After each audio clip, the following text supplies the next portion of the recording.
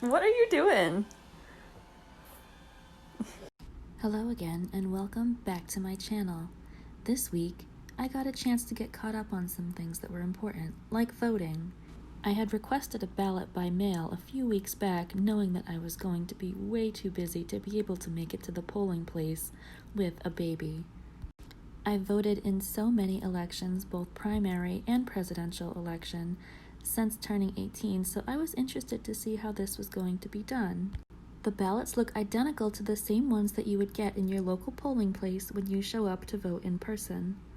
The voting by mail process was fairly simple. You got your ballot, in typical Scantron style, an envelope to seal your ballot back in with the mailing instructions just in case you can't quite figure it out, and another envelope to put your signed ballot inside of to mail back or drop off at your local polling place.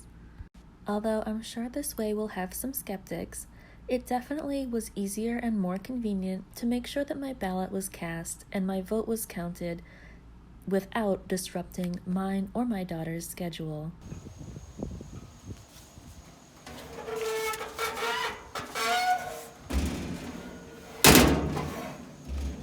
In fact, believe it or not, I filled out my ballot while on our weekly outing to go check out a few historical landmarks in our area.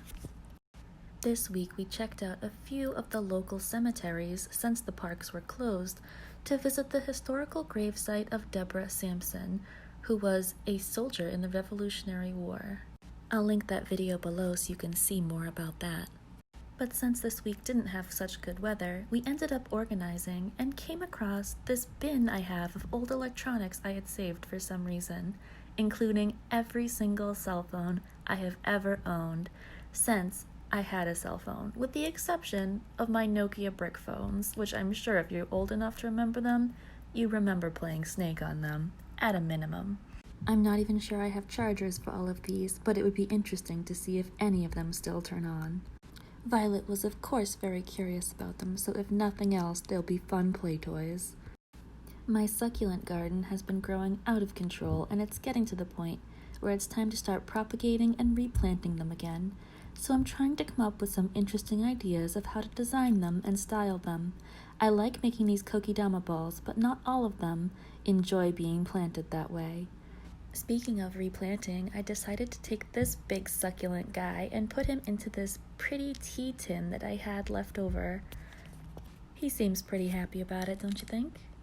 Probably about as happy as this big spider was to be hanging out in my apartment until I found him and decided to move him back outside. I digress.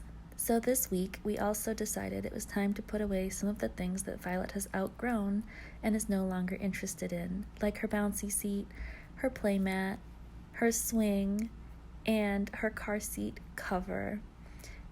Even the door jumper she's lost interest in for some reason, but all these items served her well. I'm not sure what to do with them quite yet, so until I'm sure, they're going to sit in storage for a little bit. Thank you for joining us this week. Why don't you check out this squirrel and make sure that you like, subscribe, and share this video for more, and we will see you again next week.